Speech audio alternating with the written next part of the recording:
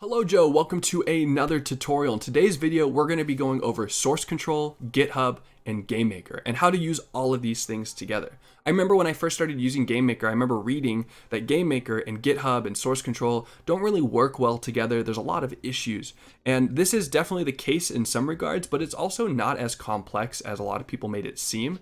And I'm going to go over everything that you need to know in this video and everything I've learned over the past year of using GameMaker and GitHub together, so that you can hopefully have a more enjoyable experience and you can learn how to use this tool, because it is a very valuable tool when you start to work on projects with different people. So in this video, I'm going to be going over everything that we have in this list and hopefully explaining everything that you need to know and to get you started, and some of the situations that I've encountered that tended to be problematic, and some simple tips and tricks on how to work around those issues so that you have a more smooth experience working with this tool. I'm going to put some timestamps in the description down below, so if you want to skip to certain times and skip some of this information that you may already know, since this is going to be a complete guide on how to use everything, there might be some stuff that you're already familiar with, and you might just need to learn some of the more complicated things, such as like how to deal with merge conflicts in GameMaker and dealing with YYP files that are conflicting and how to know which files you should accept and which ones you should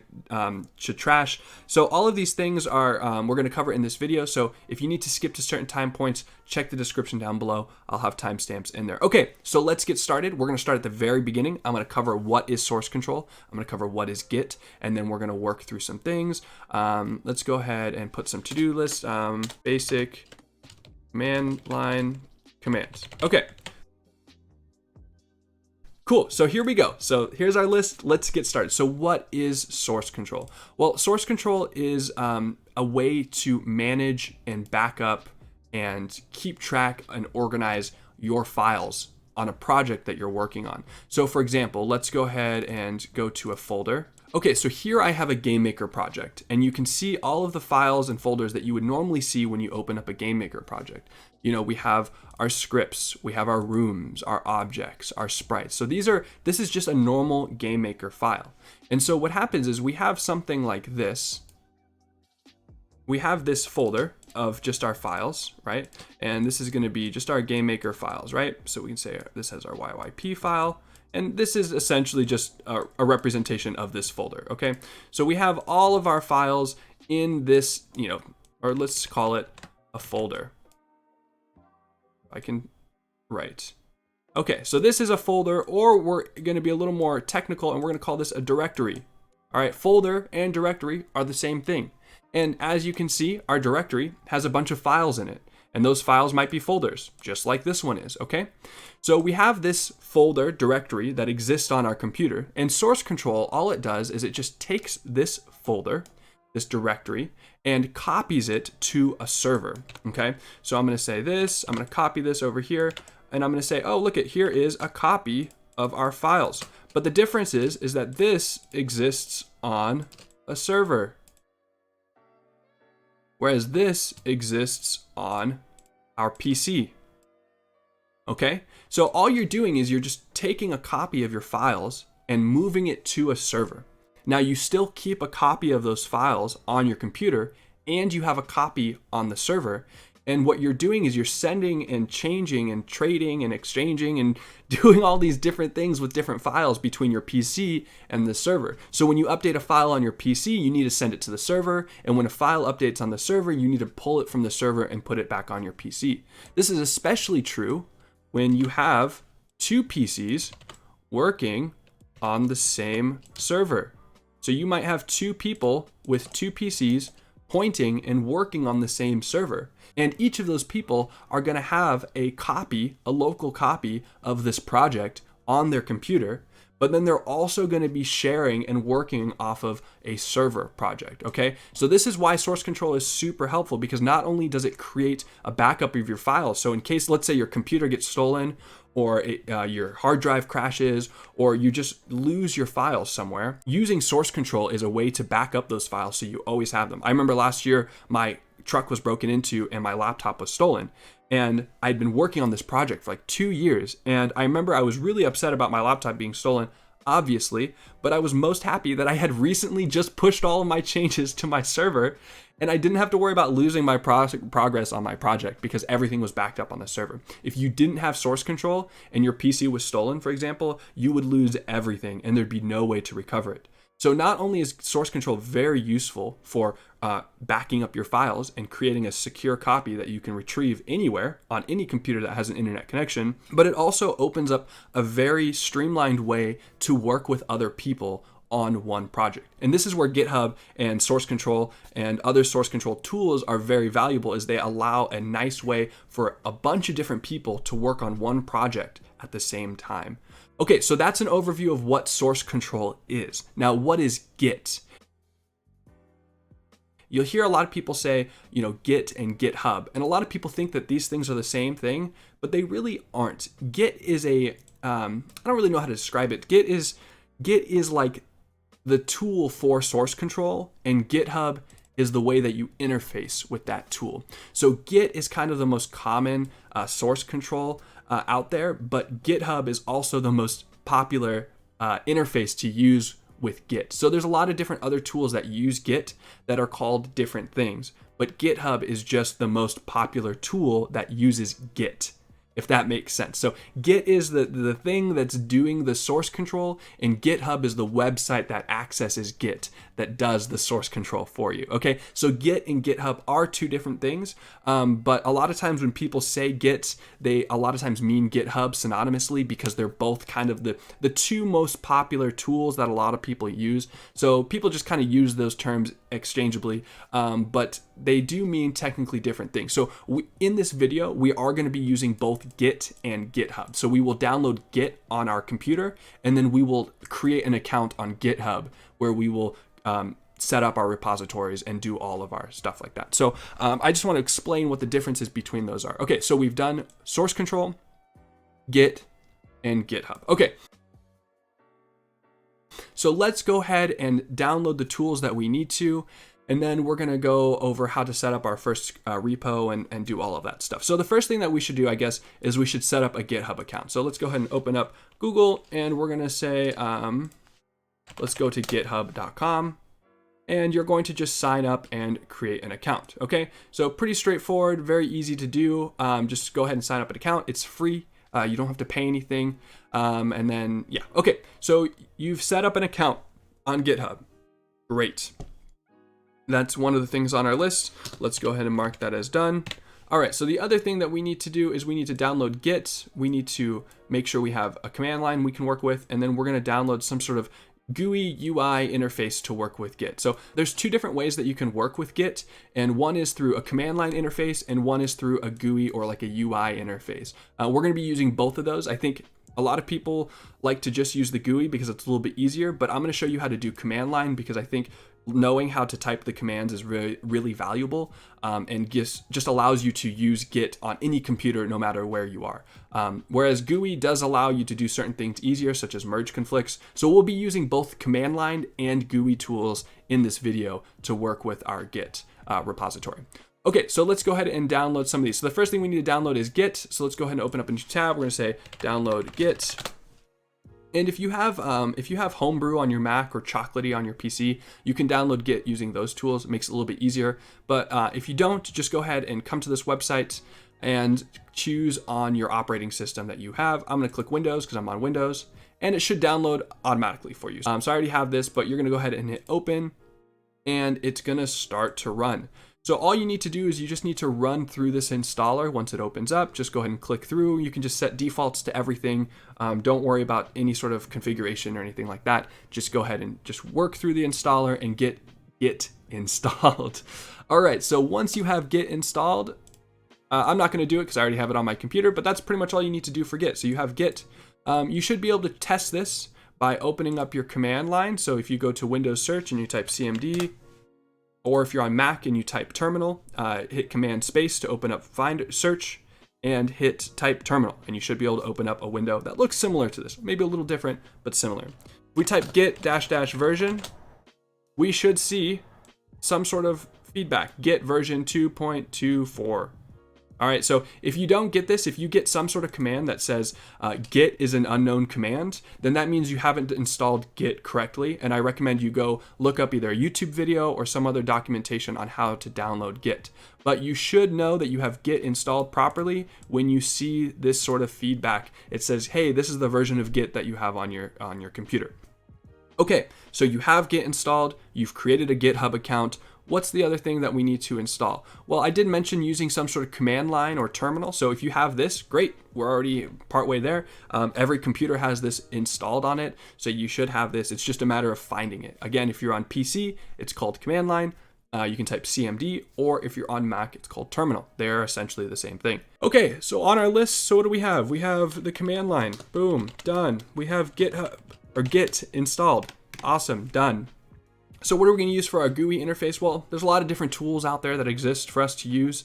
I'm going to go ahead and use Visual Studio Code. I like Visual Studio Code. It's not explicitly a source control interface, but it works as that and it has it downloaded. So I'm going to go ahead and type download Visual Studio Code. And we're going to click on the first link and again, choose your platform and download Visual Studio Code. So I already have it downloaded, so I'm going to go ahead and open it up. And all that Visual Studio Code is just a text editor, but it also has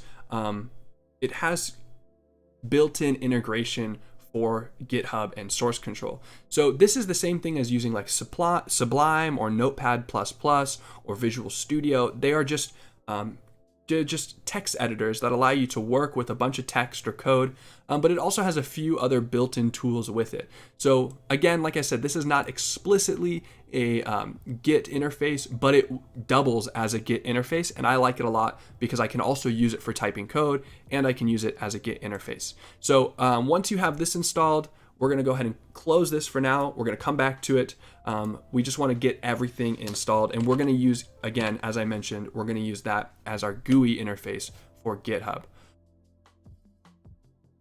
Okay, so we have everything installed. We should be ready to go. Let's go ahead and set up our first GameMaker project and show how we can get started with the basics. Okay, so I'm going to go ahead and open up GameMaker. All right, so I have GameMaker open. You've probably seen this window before a million times.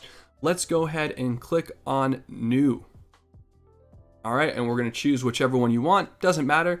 For this project, you can, source control doesn't matter if you're using drag and drop or GameMaker language. So this will work for either version of the project that you're working with. So I'm going to go ahead and click on GameMaker language. And I'm going to just go ahead and create this somewhere. I'm going to put this on my desktop, and then I'm just going to say test Git project. All right, so I've created a project and a GameMaker file. Okay, so here we are. We've created a new project. Now you can do this with an existing project. So let's say you've been working on a game for 3 years and you now want to introduce source control. Great, congratulations. It's better to do it now than never to do it, even if you're already really deep into a project. So you've decided to do this on an existing project or a new project. It doesn't matter. The process is all the same. So what are we going to do? Well, we have a project. We need to figure out how to, as I mentioned in our picture here, we need to figure out a way to copy our contents of our project onto our server. So let's go ahead and create our first repository, and then we will show how to move these files into our repository. So what is a repository? A repository is basically just a fancy way of saying a project that exists on your server. It's the same thing as like this folder. This folder is kind of a repository, except for it exists on our local machine. It doesn't exist on our remote server, okay? So what we need to do is we need to create a repository, and that's just a fancy way of saying a GitHub storage bucket for our code and our files and stuff like that. So let's go ahead back to GitHub, and we're on GitHub, and in this top right corner, let's see if I can zoom in a little bit. Oh, perfect. On this top right corner, you can see that I have this plus button. I'm gonna go ahead and click this, and I'm gonna say new repository. Okay, so you're in your GitHub account, you say create a new repository. Here we are. So now you're at this screen, and you're gonna name your repository something, okay? So I'm gonna say test Git project. Now it doesn't have to be the same name as your GameMaker file. I'm just gonna name it the same because, I mean, this is supposed to represent that project, so I want them to have the same name. You can give it a description, but you don't have to. So I'm gonna say test project for, I cannot spell project today, project for GitHub tutorial.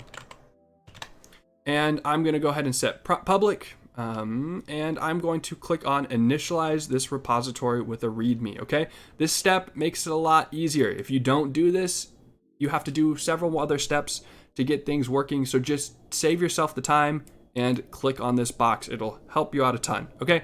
And we're gonna hit create repository. And it is created. Here we go. We have our first repository. And this is the window that you're gonna see a lot when you're working in GitHub. This is kind of like the home page of your project. So if you're working on a project for a long time, you're gonna see this page a lot. Now, I'm not gonna go over everything that's on here, but I will showcase some of the stuff as we work through this tutorial, okay?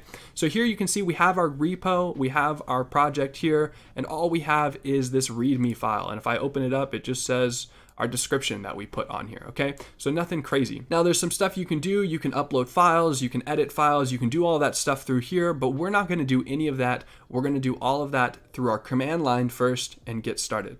So the first thing that we have to do is, okay, so let's not get lost. Let's go ahead and let's take some notes and so we don't get lost in this. So steps. Step 1, let's say 1, create repo. Okay, step 2, we need to clone the repo. So what does that mean? Cloning a repo is just taking a repository that exists on our GitHub server and bringing that down to our local computer, okay? Because as I showed in this picture, we have a connection between our PC and our server. So we need to make that connection. How does the PC know which repository it's supposed to be working on that server? So we need to clone the repository down to our PC so that they know to communicate with each other, okay? So I'm gonna go ahead, I'm gonna copy the URL for this. So if you can see, I'm gonna go ahead and click on this, I'm gonna say Control C, and I'm gonna copy that, all right? Now we're gonna open up our command line, and we're gonna learn a couple basic commands. All right, there's a lot of information here. I know we're going through it fast, but hopefully if you have any questions, you can leave them in the comments. You can shoot me a message on Twitter or Discord, or you can Google search them. There's tons of great resources. All right, so let's learn a couple commands before we clone. We're gonna learn cd and dir. And what are those? Well, dir, if we type that, just lists the contents of our directory. And if you remember, I was saying that this is the same thing as a directory. This folder is a directory. And you can see that we have this path right here, C drive users ahray. So if I come to here and I say C drive users ahray, you can see that these are the same files that are here. This command line is just a text representation of our files that we have on our computer. So we're seeing the same thing, we're just seeing it through two different ways. One is a GUI interface and one is a text interface. So by typing out dir, we can see the contents of our directory that we are in. Well, we need to move our directory to different areas so we can work with different files. So I'm gonna go ahead and type cd, and I'm gonna say desktop. And if you notice, desktop is on our list, so we can access that directory from this current directory we're in. So I'm gonna say cd desktop, I'm gonna hit enter. And now you can see that we're on our desktop. So if I type dir again, you can see that we have a bunch of different files sitting on our desktop, and including this test git project that we just created. So wherever you created your GameMaker project, we need to move to that folder. And you can do that through a combination of cd and dir. If you want to, you can say cd ... and this will bring you to the folder that you were just in beforehand. So you can see that we're back in C users ahray. If I do dir, we're looking at the same folder again. So I can say cd desktop, and now I'm back in the desktop. If I cd ... I'm back in the folder. So we're going back and forth between just using these commands. Okay, and that's what ... is. It means the parent directory that we were just in beforehand. Okay, so if I go again, cd, we're gonna go back to our desktop. I'm gonna clear the screen, and I'm gonna list the contents. All right, so now we're on our desktop. Hopefully that makes sense. It was a very, very fast introduction to command line commands. But those are the basic ones you need that are not Git commands that we're gonna go over in this video. Okay, so now what we need to do is we need to clone the repository that we created onto our computer. So again, we're gonna copy this URL that exists for our repository, and I'm gonna come to the command line, and I'm gonna say git clone, and I'm gonna paste the command or the URL in here. Okay, and now I'm gonna say enter. So what's happening is we have a repository named git test git project, and we have our GameMaker file named test git project. Two of these files cannot exist in the same place at the same time with the same name. So we need to change the name of one of them. So I'm going to come to our desktop and I'm going to change the name of our test git project. So I'm going to rename this test git project local. Okay, so now if we come back to our command line and I hit up on the keyboard, it's going to try to do the same command again. So I'm going to hit enter. And now it's saying cloning into test git project. And we have a couple things here that we can just ignore, but you notice we're back on our desktop. So it looks like everything has finished. So if I go ahead and minimize all of my windows and I take a look at my desktop again, you'll notice that I have a test git project here and I have a test git project local. Well, if I open up local, you'll see that this is my GameMaker project. And if I open up test git project, you'll see that I just have the README file, which is the same README file that we have here. So what have we done? Well, we've created a copy of our repository on our computer, but we still have our previous GameMaker project. So these are not linked up because they're two separate folders that exist simultaneously. So what we need to do is we need to take all of our contents of our GameMaker project. I'm going to Control C. I'm going to open up our repo, and I'm going to Control V. All right, so now we've put all of our contents into our project. Now you could have skipped this step by just creating your new GameMaker project directly into our repository, but we created the project first and then created the repo second. So we have to move all the content into it so that now instead of working on our local version, instead of just working on this folder that exists, we're working inside of a local copy of our GitHub repository. And a good way to keep that in mind and to know that is you'll have this README file. When you generate a normal GameMaker project, you don't get a README file at all. You see, if you notice, there's just our GameMaker files. But because we created this from our repo, you notice we have our README file. Okay, so now what we need to do is we actually need to close GameMaker and we need to open this project not from our local, but from our GitHub repo version. And keep in mind that these are now two separate projects. So you need to make sure that you're always working on the project that exists inside your repo. Because if you work outside of your repo project, you're gonna have to copy and paste those files back in every single time. And that's tedious and you don't wanna do that.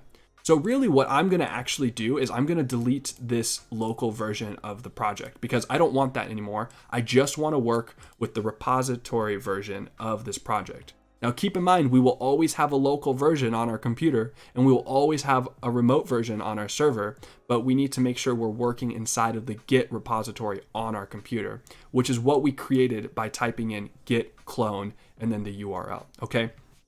So here we are. So we have our GameMaker project in this file. So now what we need to do is we're gonna go over some basic commands on how to just do some basic GitHub stuff.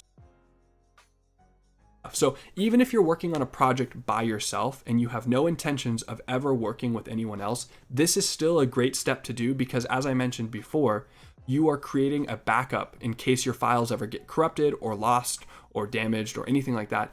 You have a backup version to work with. Okay, so let's say that this is our GameMaker project. We're working inside of it. We set up everything. Our repo's good to go. We did all that. We got our website account set up. We're good to go, okay? So let's just do some stuff in GameMaker. So we're gonna create a script and we're gonna say script do stuff. And let's go ahead and create a sprite. We're gonna say sprite, my sprite. And we're gonna create an object and we're gonna say obj object.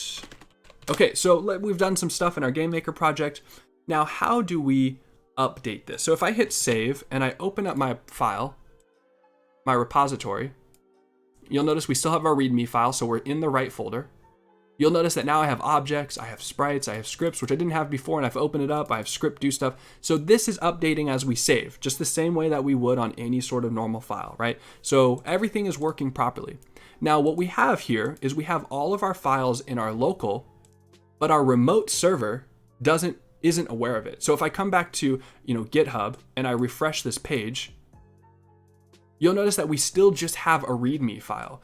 We didn't get any of these updated files. None of these files are in our GitHub project. It's just our README. So how do we update our repository with all of our new files that we have in our local version? So this is where we're going to learn our very first GitHub command. And I'm going to go ahead and, oh, yeah, we added our steps. To create repo, we cloned repo, moved files into repo, and we're going to say update repo. And how our first step that we're going to use is we're going to say git add. So let's go ahead and open up our command line. And we can make sure we're in the right directory by typing dir. And we are not. You can see that we're still on our desktop. So let's go ahead and move into our GitHub repository. So I'm going to say cd test git project. And now if I hit dir, you can see that we have everything, our objects, our scripts, our sprites, and our README file. So we know we're in the right one for sure. So again, I'm going to hit dir to list out everything. Okay, so now we're going to learn our first command, and this is called git add. So if I say git add, we're going to get some sort of response. And it's going to say, did you want to add something? This command isn't complete. Well, anytime that we don't know a command, we can say git help. And you can see that we're going to get a whole list of commands back to us that kind of help us get started in case we don't know what to do. And you'll notice that we see a command that we've already worked with before called git clone. And this says clone a repository into a new directory. So we've done that already. Nice. Okay, cool. So here, what's this other category? Work on the current change. Oh, add. Okay, so we did that one. What does add do? Well, git add adds file context to the index. What does that mean? Well, it just basically means that we're adding files that we want to send to the server. So when we work on a project, let's go ahead and visualize this real quick. So when we work on a project, we have our local project here. So let's say this is our YYP file, our GameMaker file. All right, and this is on our PC. And we have our server over here, and this is GitHub, okay? So we have these two systems here, and we have our repository here, and we have our local project here, okay? And let's say that these are synced up. So this is a cloned repository from our GitHub server. All right, so when we want to add things to our server, there's a couple steps that we have to go to. So we've added some new files. We want to say, okay, we're sending this to GitHub. We're sending this to our server. How do we do this? Well, there's a couple different steps that go on here. Firstly, we add things to, we commit things to kind of like a temporary workspace. So let's say that this is like a kind of like a little bucket. And so what we're going to do is we're going to say add this change to this bucket. And we're going to say add this change to this bucket. And we're going to add all of our changes to this bucket, okay? And then what we're going to do is we're going to use some other commands to later send this information to the server. Okay, so that's what git add does. So if we go ahead and clear the screen, I'm going to say git, I have caps lock on, let's turn that off. I'm going to say git add, and I'm going to add -- all. And so now if I hit enter, nothing came back, and that means that our command has successfully executed. We have added all of the changes that we've made in our PC version to get ready to send to the server, okay? So now what we've done is we've added everything that we've just changed. So the new scripts that we created, these new folders, this GameMaker project, everything that we created that isn't seen here, we've added all of those changes to our intermediary section of where we're going to send all of our code. So we've added all of our changes to this, okay? So what we can do is we can then now commit this code, okay? And I say that because commit is our next command. So we're going to say git add all. And the next command is going to say git commit. So if we open up our command line and we say git commit, well, let's actually say git help first. And you'll notice that we have this one down here, commit, record changes to the repository. Okay, so if we say git commit, we also need to add some sort of message. And what this is doing is this is saying, okay, we've added all of our code to this little bucket here. And now we want to commit this to get ready to add to the server. So when we commit it, we're kind of pushing it into a queue. So let's say that this is everything that we're going to make all of our changes. And we're going to add this commit to this little space right here. Okay, and this is filled up. So we've just filled up this little space with all of these changes that we just made. And so what we can do later is we can create other commits and we can put this commit here. So we're going to say, here's another commit here. We're We're going to add all of our changes. Oh, we've added so many changes to it. And then we're going to put this commit here. And so we're going to create a series of commits, and these are a series of changes that are going to get ready to be sent up to the server. So I'm going to say git commit, and then I'm going to say -m. I'm going to put a quote, and I'm going to say created project and temp test files. And I'm going to close that off with another quote, okay? So now what I've done is I've attached a little message to the changes that I just made. So if I hit enter, you can see that we added all of these different files to our GitHub repository. And if you look through here, you'll notice obj object, which is that object I created. You'll notice script do stuff, which is that script I created. Sprite my sprite. So a lot of these changes are the changes that we just created that we have now committed to our repository. So now the last thing that we need to do is we need to push these changes. Now this might seem like a redundant step because you're like, oh, well, we just committed the code. Isn't that everything that we need to do? Well, not necessarily. We need to now push that code to the server and say, okay, we're finally done with it. So what's nice about creating this intermediary level is that if we add a bunch of code and we commit it and then we say, oh, you know what, I actually don't want to do that. What we can do is we can just delete this whole intermediary layer without affecting anything on our PC and without affecting anything on our server. So it gives us like an extra layer of protection where we can say, oh, never mind, I didn't mean to do that. I need to undo all of those changes. But what happens is when we push our code, we're taking all of this and we're finalizing it and sending it to the server for real. It's finalized. Because if you notice, if we take a look back at our GitHub and we refresh, even though we committed everything, we still don't see it in our server. So we need to push the code. So usually a good practice for this is you'll work on a project all day and you'll do a bunch of commits every time you make a little change. Oh, commit -m, adjusted player movement speed. Okay, cool, you committed that.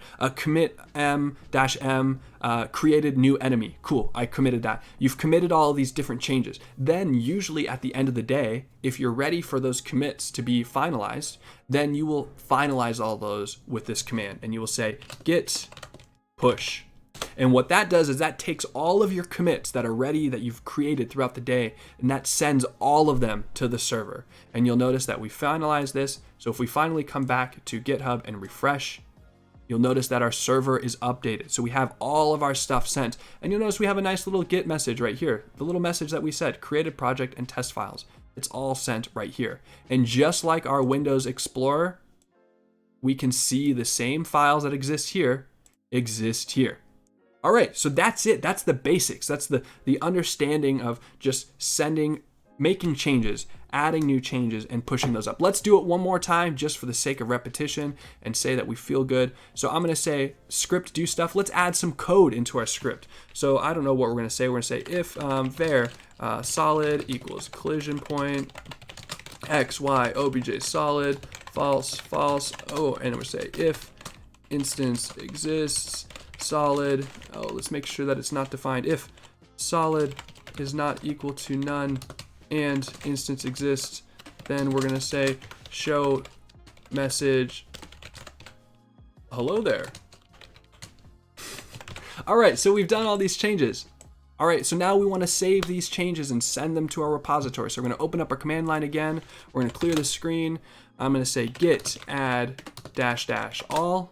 I'm going to say git commits, and I'm going to say added, let's say new code to scr do stuff. I'm going to hit enter. So now we've created a commit. Let's say I want to add a new commit. I'm going to say show message hello there ×2. All right, now I'm going to come back to my command line. I'm going to say git add -- all. I'm going to say git commit updated scr do stuff. And I'm going to say, so now I have two commits. I've created two separate commits that each represent a different set of code changes, okay? So now I'm done with all of those commits. I want to say, all right, it's time to send those to the server. So I'm going to say git push. All right, that finished up. If we go back to our repository and we refresh, we can come to our scripts. We can say scr do stuff. Let's open up GML, and you'll notice all of our changes are here now. So this is great. You can just work on your project the same way you would normally. And then anytime you do a new feature, you just say, oh, git commit -m, and then put a little message. And you say, okay, I'm going to commit this code, put a little message, and you commit it. And then when you're like, okay, this whole thing is done, I think I'm ready for this to be on the server, you say git push. Now, I usually like to push several times a day, and I commit, usually depends on how many changes I'm making, but if I'm making a bunch of little changes, I can commit sometimes up to 10 times a day. So I'll do 10 commits and maybe 1 or 2 pushes throughout the day. It just kind of depends on the workflow. Everybody kind of figures out a different workflow that works best for them. But anyway, so that's an introduction to the basics of GitHub, commit, and source control. Now, with just this alone, you could work all by yourself. You could do a project, and this is all you need for backup. If you're just trying to use source control in GitHub for backups, and so that way you don't lose your files, this is all you need to know. You just need to know how to commit. You just need to know how to push. And for the longest time, for about a year or two, this is all that I knew about GitHub, and this is all that I did. I just knew those few commands: git add all, git push, commit, git push. And that was it. That's all I did. So let's go into some of the other scenarios and some of the more complex stuff if you are going to be using this with other people. And that's where it really gets complicated, is using GitHub with other people. So these are our basic commands that we are going to use. So we're going to say git commit -m and git push. Okay, so there's our commands. Let's go ahead and take a look at our to-do list. Basic command lines, we've done that one. We've set up our first repo, and we've done our basic commands. Okay, so now we're on to our intermediary commands. I'm going to explain what is branching, what does that mean, how to create new branches, how to delete branches, how to merge branches. Okay, so now we're in the second part of the video where we're going to go over intermediate commands, and then we're going to work with some more of the complex stuff that you might see inside of GameMaker and GitHub. Okay, so let's say we're in our repository. And we're looking at a repository here, and we'll notice a couple different things at the top of this window. You'll notice commits. If I click on this, so this is a list of all of the changes that we've made to the project. And this is really nice because if anytime you want to go back and see, oh, what did I do just for that one feature? You can find that feature, and then you can open this up, and then it'll show you all of the changes that you made to your project. So sometimes there's only a few, sometimes there's hundreds of changes, and you have to sort through all of them. And it can be tedious to do with, but at least you have all of this stuff documented and listed and available for you to access at any time, which is really nice because there's a lot of times that I just don't remember what I did, or I deleted some code and I need to go find it again. So I'll go dig through my old commits and I'll pull up the code and be like, oh, that's what I did. And then I will, be able to recreate it or whatever. So it's very useful to have this. But you'll notice that you can see one other thing up here, this thing called a branch. And you'll also notice branch down here, branch master. So let's go and click on this branch. And again, you'll see this master branch exists, and it says updated 4 minutes ago by Alex. So what is a branch and what does that mean? Well, let's go ahead and open up our drawing pad, and I'm going to explain what branches is. Okay, so we have our project, right? We've seen this window before. This is our Git. This is our Git project, all right? And this has our YYP file, and this has all of our scripts and all of our objects and all of our sprites and et cetera, right? There's a bunch of stuff in this, okay? This is our repository, right? We're familiar with this. Now, what we can do is we can create branches. Now, what is a branch? Well, think of it like a tree, all right? If you have a tree structure, and you were to create a branch, what we do is we take all of this code, and we're gonna copy it down into a branch, and then we're gonna connect it. We're gonna say, oh, look, it's a nice little branch in a little tree. And this might go even further. You could have branches, and you could have branches on branches, and you can have branches on branches on branches. All right, and you can have endless branches that all branch and stem from each other. But what does this mean? Like, what's the context of this? Well, what happens is, let's say you want to work on a version of the project, but you don't want to make these changes to the global version of the project. You want to just, I want to experiment with something, or maybe 2 people are working on a project and they each want to have their own branch, so they aren't both modifying the same thing. So what this is this is just a copy of the code that is segmented off into its kind of own version of the project. And then what you do is you just make changes to this. So I would just push to this branch. I would just commit to this branch. I would do all of my changes to this branch here instead of this master branch. And then whenever I'm ready, I could push these changes up to the master branch. And you're gonna say, Alex, what's the point of that? That sounds like an extra step that is totally pointless, which is true if you're working by yourself, maybe. Now there's arguments for that, not get into that. But the point is let's say you have 2 versions of this project, and let's say you have 2 people working on it. Let's say Alex is working on this version, and let's say Matt is working on this version of this project. So now you have 2 versions of the project that both stem from this master branch. And now it starts to make sense. You don't want both Alex and Matt to be working on the same branch at the same time. That's just going to cause a bunch of conflicts, which we will address in a minute.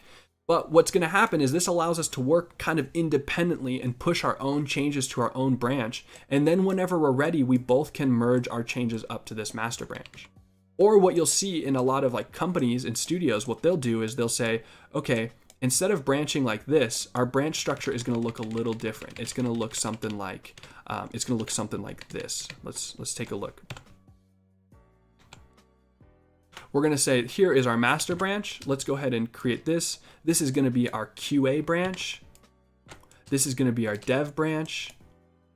Let's say there's actually probably a production branch in here somewhere. And then we have Alex, and then we have Matt. And so Alex is going to work on this branch.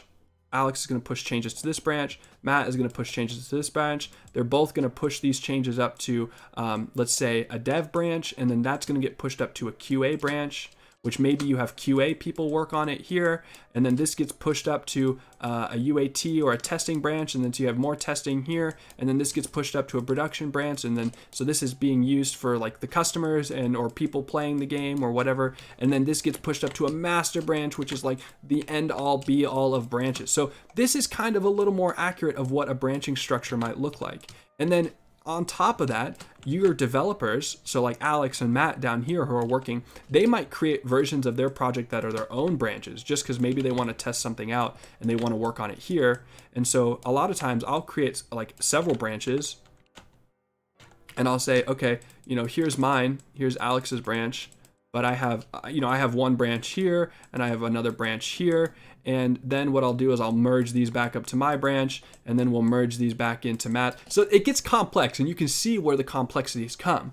But by being able to segment your code off into its kind of little isolated bubble, what you're able to do is you're able to manage all of these different moving parts in very kind of modular, separated ways that prevent issues from coming up in the future.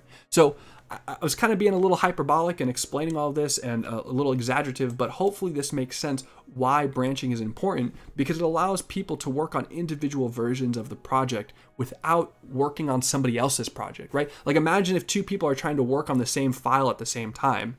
How does that work? Well, it doesn't. It's confusing, it's complex, there's issues. If 2 people are trying to type in the same file at the same time, there's issues.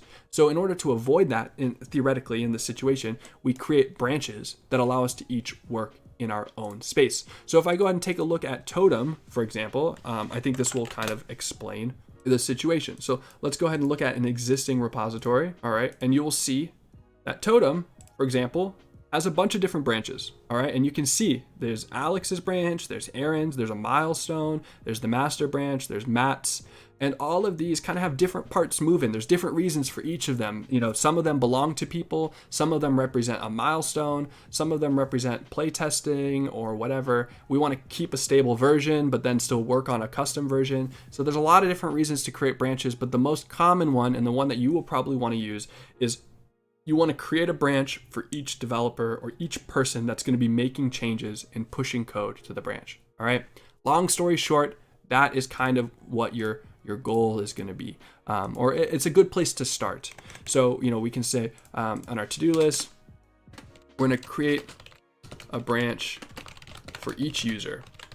All right. So that'd be Alex, that might be Matt, that might be Aaron, that might be Marshall. Okay, so everybody's going to have a different branch, and these are all going to be everyone's going to push their own code to that. So if you notice, when we made our changes, we were pushing just straight to master branch. Okay. So let's say we wanted to create, oh, this is not the right one.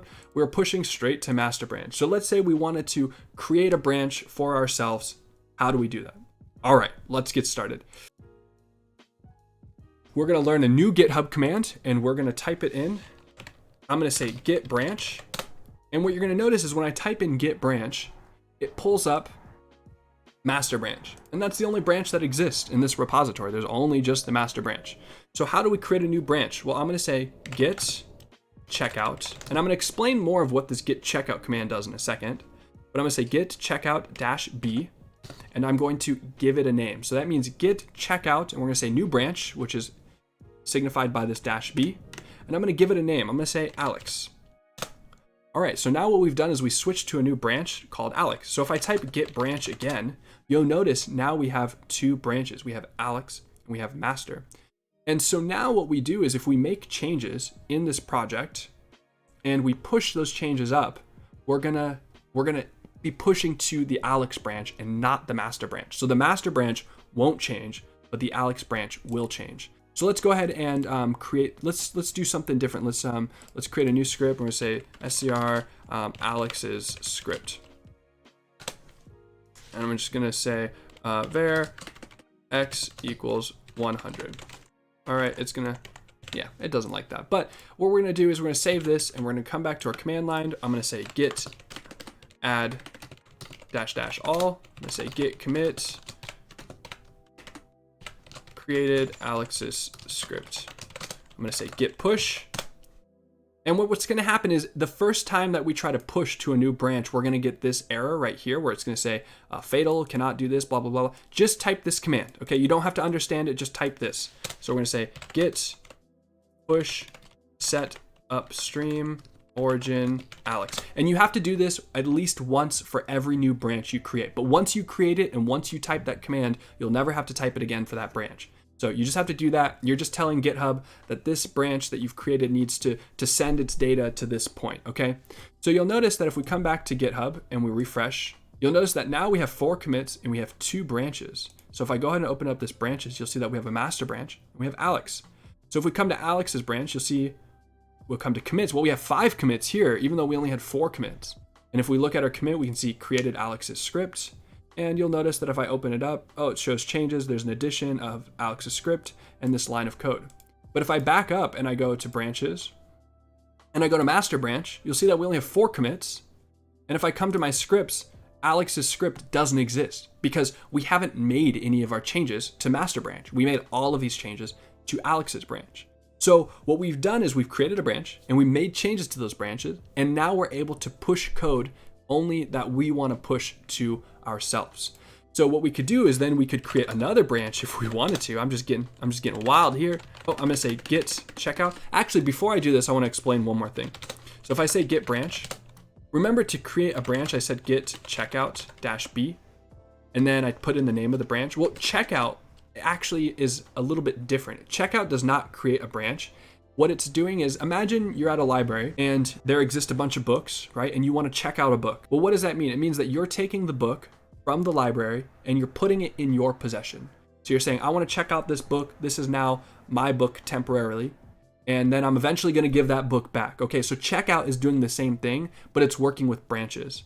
So let's say I wanted to change my branch to the master branch. Well, I would say git checkout master. And now I've switched to the master branch. So what I've done is I've checked out the branch, master branch, to myself, and now I'm working on that branch. And so now whenever I say git add all or git push or anything like that, it's going to master branch. So make sure that when you're making changes, that you're making changes to the correct branch that you're working on. So I'm going to say git checkout Alex. And now I'm back to the Alex branch. And any changes I make to this branch is going to go to Alex instead of master. So this is important to notice, and this is important to pay attention to. That is what the checkout command does. So let's go ahead and add that to our list of commands. So I'm going to say git checkout -b branch name that creates a new branch, and git checkout checks out a branch for you to work with. All right. So what we're doing is when we say git checkout B, we're saying, hey, we want to check out a book that doesn't exist yet. We're going to check out a book that we are creating. So we're creating a book, right? We're creating a branch and we're checking it out in our possession. And then when we send it back, we need to say, hey, we need to send you this book that I know it's a new book and you don't know it, but we're sending it to you. It's yours. So that's what we're doing when we say git checkout dash B. We're checking out a new branch. And then, but when we want to check out an existing branch, we say git checkout, and then we put the branch name here. Okay, so that's checking out, and that's the basics to branching. Now let's bring it back to GameMaker. There is one thing I want to show and explain a situation here. So I'm working here, and oh, what is this window? Oh, it popped up. Well, what's happened is when we check out different branches and we make changes to our GitHub repository, we are actually making changes to this file structure here. So the changes are actually being done on our computer behind the scenes when we don't notice it. And what's happening is GameMaker is detecting that we're running a version of the project, but the files have changed in the background. So we need to tell GameMaker to reload. Now, if we hit save, we're gonna override those changes with our current changes. So let's say we're in master branch and we check out Alex, and then we hit save, we're gonna save the master branch changes over Alex. So when we go to commit and push everything up, we're gonna override that branch. And we don't wanna do that, right? We wanna preserve the independence of each of these branches. So what we wanna do is anytime the project has been modified, now not every time, there are some situations where you will wanna save, and I'll hopefully explain those in this video. But what you wanna do is you wanna say reload, because we're telling GameMaker, hey, files have changed because we were modifying them with GitHub. Let's have GameMaker update and reload those changed files so that GameMaker is up to date with our GitHub. Okay, so let's go ahead and say git checkout master. All right, we've checked out master. Let's go back to GameMaker. Let's give it a second because it takes usually a minute to load all this. Okay, I'm gonna hit reload. And you'll notice that if I come to scripts, Alex's script doesn't exist here anymore. Well, it's because we're in our master branch and that file doesn't exist. So if we come back here and we say git checkout Alex, and we come back to GameMaker, we say reload, we come back to scripts. Oh, hey, look, Alex's script exists there. It's because we're in the right branch. So again, anytime you see that window pop up after you've changed a branch, make sure you click reload so that GameMaker updates to be the same as Git. Otherwise, we start to override files and then you have issues and you have to worry about like destroying your changes and doing all that stuff. So that's never good to do. Now, let's say you're in the middle of doing something. So I'm in Alex's branch, right? And I'm gonna say scr Alex's script number 2. And I'm gonna put some code in here, like whatever. Okay, I'm gonna hit save. And let's say I go to check out a branch. So I'm gonna say git checkout. I'm in the middle of some changes, but I wanna check out the master branch just for a second. We're gonna get an error. And what's gonna happen is it's gonna say, hey, you're currently working on some stuff. You can't check out a branch right now because you have things that you haven't done anything with. Git is freaking out. It's saying, hey, there are changes. Do something with these changes before you just move on. And we can do a couple things. We can either commit, add, and do all the things that we have been doing so far. So we send all these changes to the server and we do all of that. Or we can destroy these changes and just get rid of them. So sometimes maybe you've made just like a minor change and you're like, oh, I need to switch branches real quick, and you don't care about those changes. The quick and easiest way to do this is just say git stash. Now, git stash is its own thing, and I recommend you look into it. It does have its purpose and its use, but this is the quickest and easiest way. But for now, git stash is going to be our go-to little cheat way to get rid of current changes so that we can then check out a branch or make some changes. You'll notice this when we try to merge branches later too, that you can't merge branches if you have changes and stuff. So now if I say git checkout master, we can check out master because we tossed and we stashed all of those changes that we were working on, and we said, hey, get rid of them. We don't care about them. We just need to check out this branch real quick. So now if we come back to here and we hit reload, you'll notice that Alex's script and Alex's script 2 doesn't exist. And if we go ahead and git checkout Alex and we switch back to here and we hit reload, come to script, you'll notice Alex's script 2 doesn't exist because we never saved those. We never pushed those changes. We never committed them. We didn't do anything. All right, so that's pretty much the basics to GameMaker and branching and checking out branches and doing all of that stuff. you pretty much just need to know that to get started with branching. And then again, you do all of the same steps that we did before in terms of like committing and pushing and sending all of your code to the server. But now instead of sending to a master branch, you're going to be sending to your own branch. And then your other people that you're working with, they're going to send to their branch. Okay, so that's pretty much it for that overview. So we worked on creating a new branch. Now we can delete a branch. Like let's say you have a branch locally. So let's say if we type in git branch, and you'll notice that we have, let's go git checkout master. So let's switch to our master branch. All right, if we set git branch again, you'll notice that master is selected. And what we'll do is, let's say we want to get rid of a branch. We're going to say git branch -d to delete, and we're going to say Alex. Now, sometimes you'll get issues with this where it's going to not let you delete a branch that you're working on or that has changes. So you can always say git branch -d, but with a capital D, and then type in the name of the branch. And this will force the delete. Now, keep in mind, you are deleting this branch off of your local computer. So if there's any changes on that branch that you haven't committed or pushed to your server, you're going to lose all of those. But you'll notice that when we come to GitHub and we refresh, we go to branches, Alex still exists because we didn't delete the branch off of our remote server, we deleted it off of our local computer. Okay, so there's a difference between deleting branches off of the remote and deleting branches off the local. Now, let's say you wanted to delete a branch on your server. Well, you come to branches and you can see this big red trash can right here. You can just hit this and you can delete it. Keep in mind, once you delete it, there's no getting it back. Once you delete it from the server and you've deleted it from the local, you have lost that branch forever. Now, you get a second to restore the branch if you want, but if you leave this page at any point and delete it and walk away from it, and we come back to branches, you'll notice there's no more Alex branch, and I deleted it locally, so we've totally lost that branch entirely, and it doesn't exist anymore. And if we come here and say git branch, and we say git branch or git checkout Alex, it doesn't exist. So we've totally lost that branch. So just be careful that when you are deleting these branches, you make sure that you really want to delete them before you do that. All right, let's go ahead and create a new branch again. We're going to say git checkout -b Alex. Branch already exists. Well, so what we have to do is now you're going to say, well, no, I thought we just deleted the branch, right? We deleted the branch on local. We deleted the branch on master. You know, what the heck? Why is it saying it already exists? Well, changes have been made to the server that the local isn't aware of. So how do we tell the local to, hey, get all the changes from the server? Well, the same way that we said git push to push our changes, we're going to say git pull to pull our changes down. Okay, so we're going to say git, let's say git branch, or say git checkout master, let's say git branch delete. I'm just going to clean up and we're going to start over. Okay, so we're going to say git branch. All right, and we're going to say git pull. And so now what we're doing is we're pulling everything, and it's going to say, okay, well, you're already up to date. It's like, okay, cool.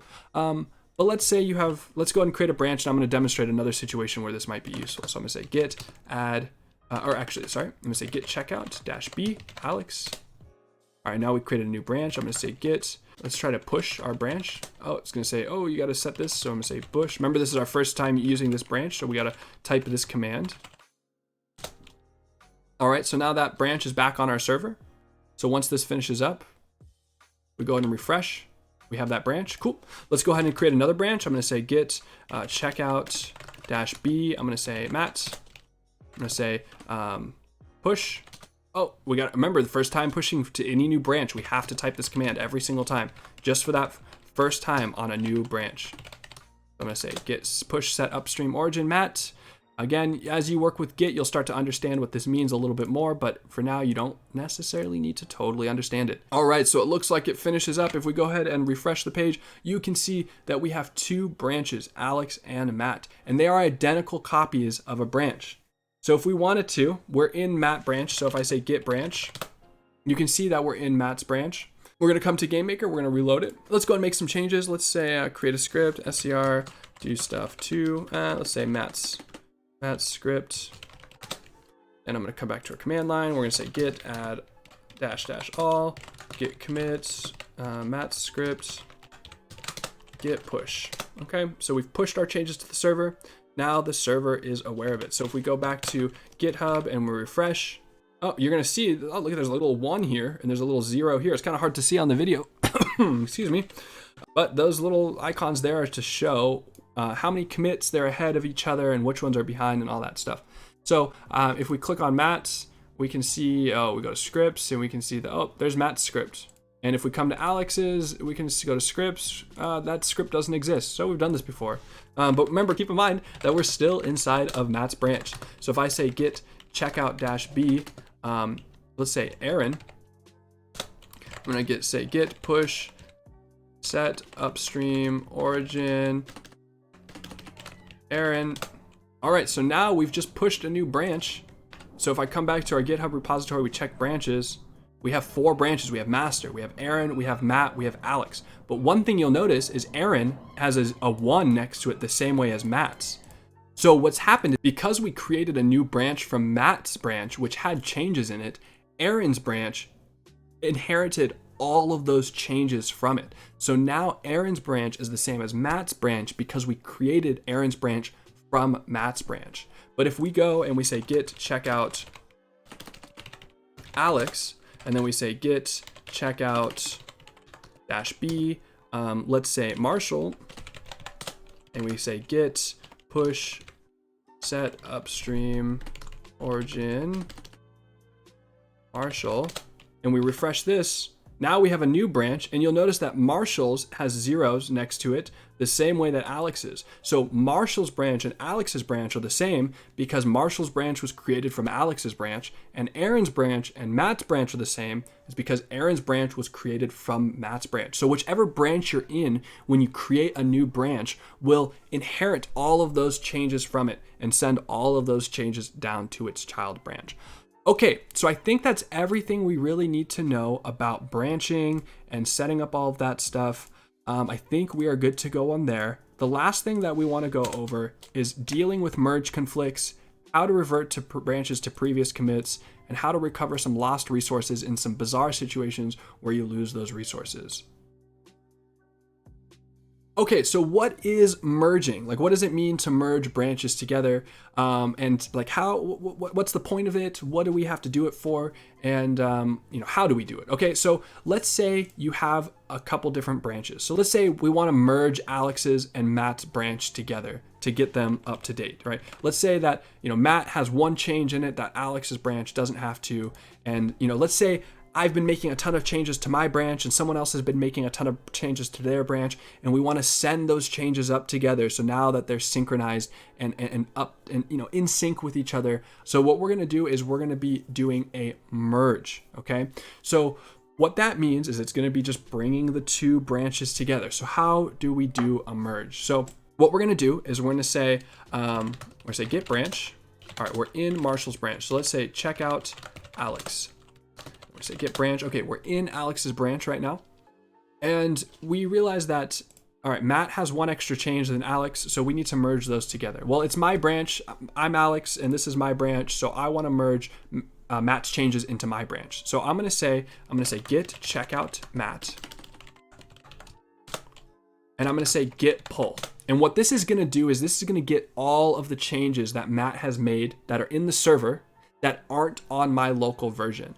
So right now you'll say it's already up to date, and that's because we don't have another computer. Like if I pulled out another computer and then I made a bunch of changes to Matt's and then I pushed it and did all that stuff, and I did the git add all and git commit and git push, and I did all that, and then I tried to do that. I tried to get those changes on this computer, I would have to pull those changes down. So anytime you want to get changes that you don't have from a server, you need to use git pull, and that will get all of those changes and pull them down the same way that we push up changes. Instead, we're going to pull those changes down. So I've checked out Matt's branch. I've pulled all of those changes. Now, what do I need to do? Well, I'm going to go git checkout Alex. I'm going to check out back to Alex. So I went to Matt's and I said, hey, let's get all the changes from Matt. Now I'm going to go back to Alex and I'm going to say git merge Matt. Oh, marge.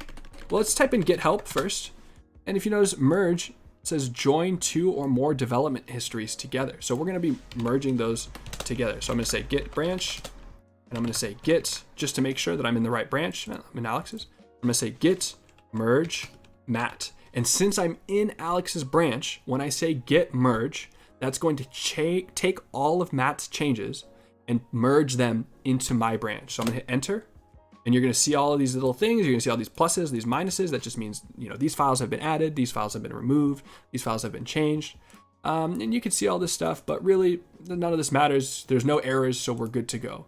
So now if I come back to my GameMaker and I hit reload, you're going to see that Matt's script exists inside of Alex's branch. So if I say git branch again, you'll see that we're inside of Alex's branch, but Matt's script exists inside of Alex's branch. And if I come back to GitHub and I refresh, you'll see, oh, wait, why does it not show that these are the same? This still says 0, Matt says 1, Aaron says 1, Marshall says 0. Well, even though we've merged, we haven't pushed these changes. We got to push these changes back up to GitHub. The same way that we say git add all and git commit. Well, after we do a merge, we need to push, because doing a merge is essentially the same thing as doing a commit. We've taken all of these changes and we're committing them. We're getting them ready to send up to the server. We just did a merge. We're getting it ready to send up to the server. So we're going to say git push. And what this is going to do is this is going to push the merge that we just did up to the server. Now, the reason this extra step is here is, let's say you have an issue trying to merge. Let's say you're trying to merge and then you get a bunch of errors and conflicts and things are not working. Then you can cancel that and you haven't totally just ruined your repository. You haven't ruined that file. You can just stash all those changes and get rid of them and say, oh, just kidding, I don't want to do this merge right now. And you haven't totally ruined everything. So having that extra step in there is just an extra layer of security to make sure that you don't totally mess up everything. So if we come back to GitHub and refresh now, you can see that Matt, Alex, and Aaron are all up to date and they all have the same changes. So this workflow of merging branches can work in any direction. I can make changes in Alex's branch and merge them into Matt. I can make changes in Matt's branch and merge them into Alex. Ideally, you would have your own branch and you would be responsible for your own branch. So you would only ever be working and making changes in your branch. And it's okay to create duplicates of your branch. Like there's plenty of times that I say, git checkout Alex, git checkout -b, Alex backup. Oh, maybe I'm making some changes or something's not working and I just need a secondary branch so I can work with that without ruining it. So I can definitely do that. Right? So this is okay. This is acceptable to do. But it's just common etiquette not to work in somebody else's branch, because you don't want to mess up someone else's branch and then they try to do something. They're like, what the hell? My branch is broken. I can't do anything. All right. So that's merging. And that's a very simple merge, right? There were no issues. Everything went seamless. What are merge conflicts? And you probably heard me say that a bunch. And if you've heard other people talk about Git or source control, you've heard about conflicts and this terrifying thing of what is a conflict and what does that mean? So let's say that you're working on two files at the same time. Let's say you're working on this script at the same time. And let's say Alex comes in here and he says, I want to make some changes. I want to say some changes here on line 13. Okay, and let's say there's a bunch of code, blah, blah, blah, all this code, right? You have all this stuff here. And then let's say Matt comes in and he says, I also want to make changes. So some changes here on line 13. Let's be a little more explicit, shall we? Some changes here in SCR, Matt's script, on line 13, Alex's branch, okay? Now let's say Matt also was working on the same script on his branch. And he says some changes here in SCR Matt's script on line 13 on Matt's branch. Okay, so what happens is you have two people making changes to the same lines of the same files on two different branches. When you go to merge them, GitHub is not going to know which change to take. Because what happens is normally one person is working on some files and another person is working on other files. So when you merge those, there's no conflict because no two people were working on the same files at the same time. But what happens is if two people are, GitHub freaks out and it says, hey, I can't handle this. You, the developer, somebody needs to tell me which files that I should accept and which ones I should take. And this is what's known as a merge conflict. It's where two people work on the same thing at the same time. Now, two people can work on the same script at the same time as long as they don't write on the same lines. So generally, and that's really hard to coordinate. So generally, it's just best to have two people work on two completely different features. Like, hey, I'm gonna work on this enemy today. and tomorrow, what are you working on? It's like, oh, I'm working on the main menu and I'm working on some UI elements and doing this over here. It's like, okay, cool. I'm working on an enemy. You're working on a menu. There's going to never be any overlap. We don't have to worry about any sort of conflict. That's easier said than done because sometimes you have to make little changes here and little changes there. And if you're both doing that, then it's inevitable that you will eventually have merge conflicts.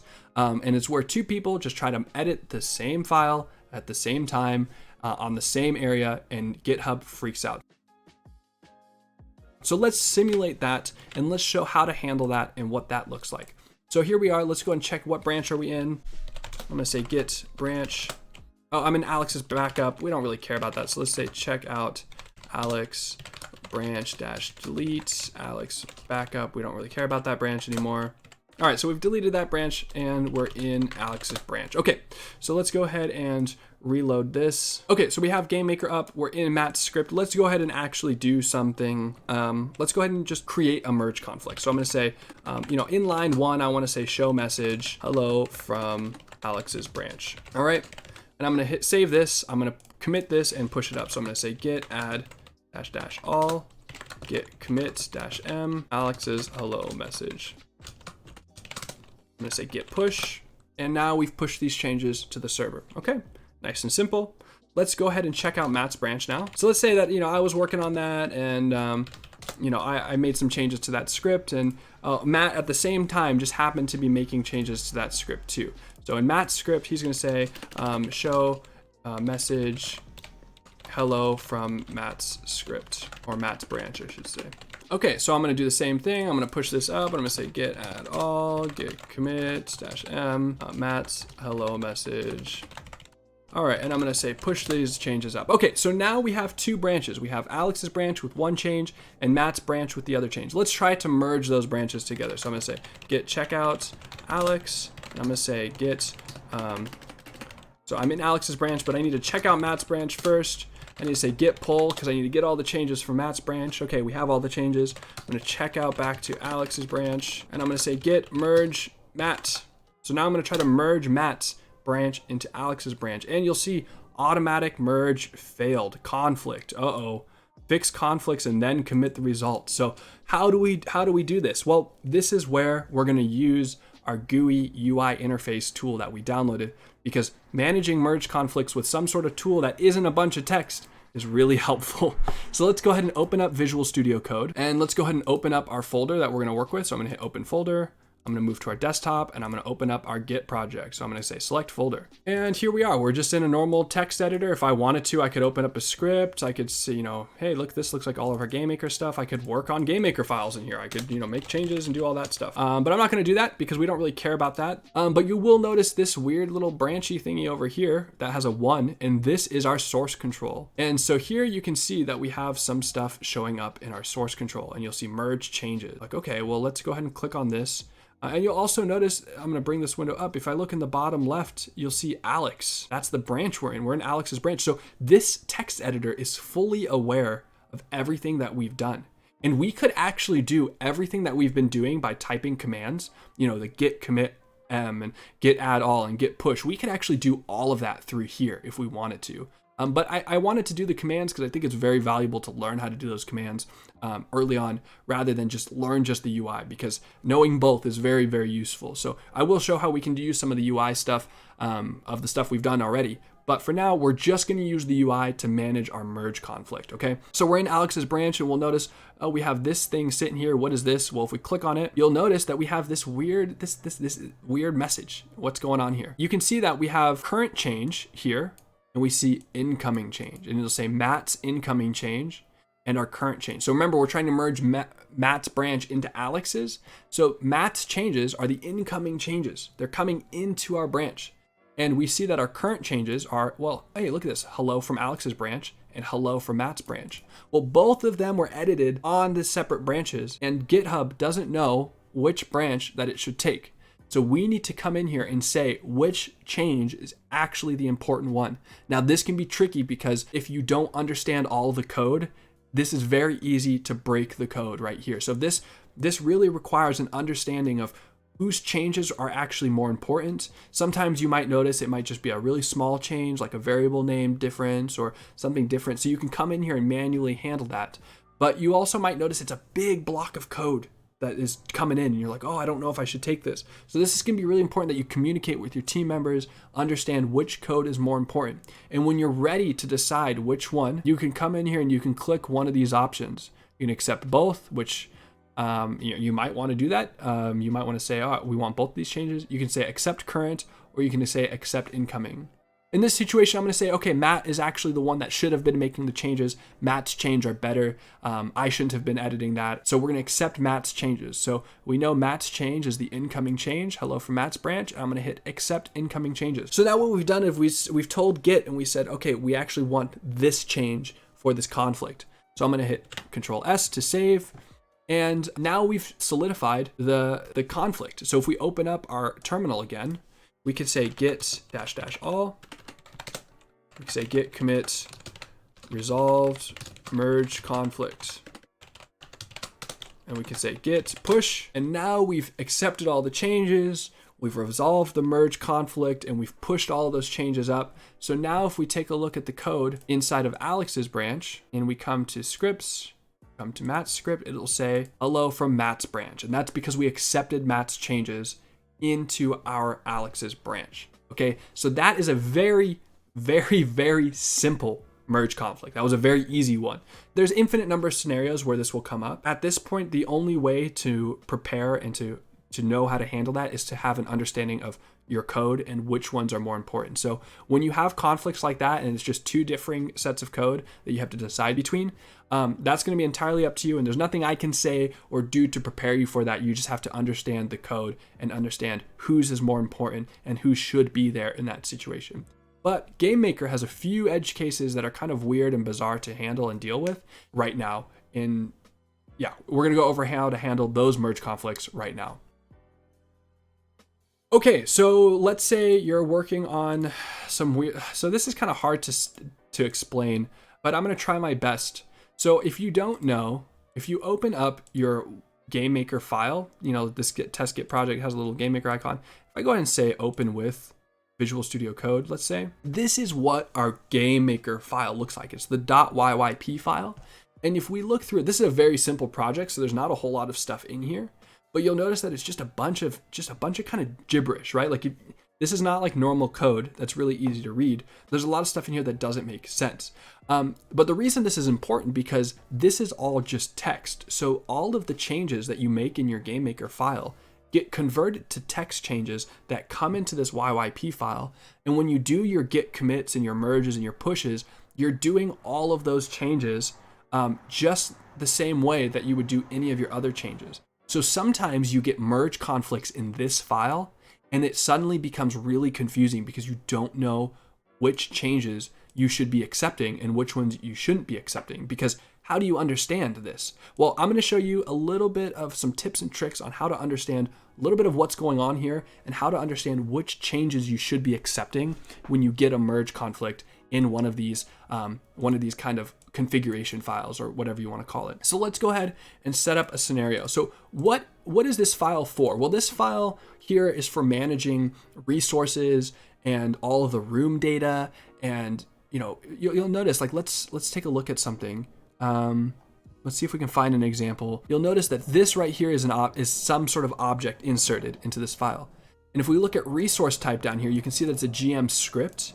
And if you look at resource path, you can see that this is Matt's script. So this right here represents Matt's script in GameMaker. So if I were to delete this right now and save it and reload the project, Matt's script would suddenly have disappeared because GameMaker isn't aware of where Matt's script is. This is kind of like the master file that kind of shows GameMaker, hey, here's where this file is, here's where that file is. So you can see that, this script right here is representative of Matt's script. And this object right here, this GM object, is representative of that OBJ object I created earlier. And then you can start to see, okay, well, there's things like folders. So I'm guessing that's folders in this project, in GameMaker. We can have folders. We can create folders inside of our script. We can say my script group. So if we save this and we come back to this YYP file, we can scroll down to here and we can see, oh, look at this. This is some changes right here. This green represents that there's some changes here. We can see GM folder, but we don't really know what it's called. And this is kind of where it gets really confusing because this points to another .yy file, which then has more of this information. So if we open up this YY file that we just added, you can see that, oh, okay, it has a bunch of information. It has an ID, it has a type, and then you can see, oh, my script group, that's the name of the folder.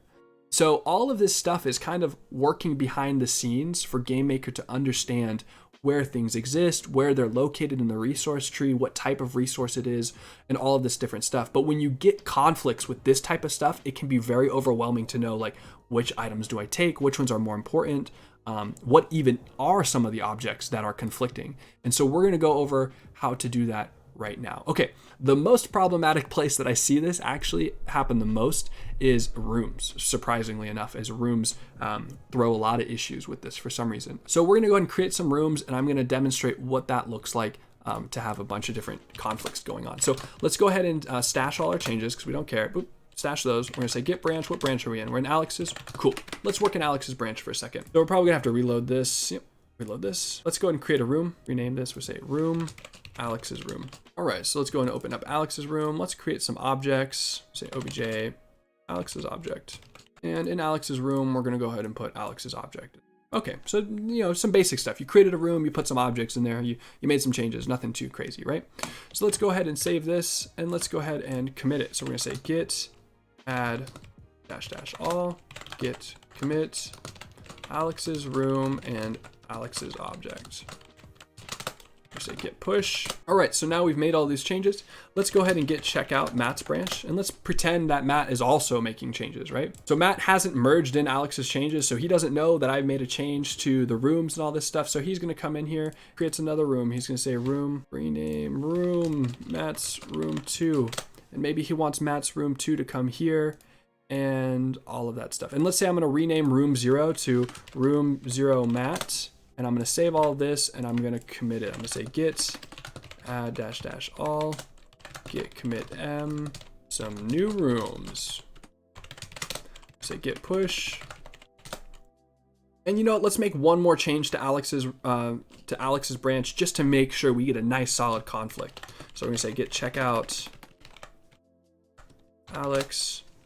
All right, let's go ahead and reload this. And notice how I renamed room 0 to room 0 Matt.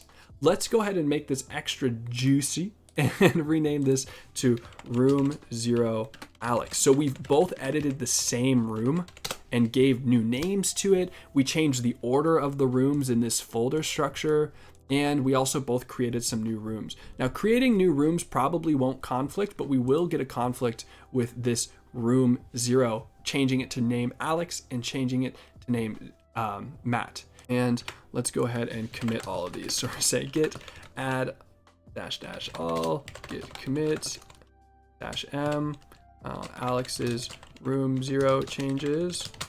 Let's git push. All right, so I hope we have enough changes that we've made that really conflict, but this is actually more common than you think, because if you guys are both working in a room and trying to move objects around, you'll see that there's gonna be issues, and we'll simulate that in just a second. Okay, so we're in Alex's branch. Cool, so we're check branch, and then we're gonna say git checkout Matt's branch. We're gonna say git pull to get all the changes from Matt's branch. We're gonna say git checkout back to Alex's branch.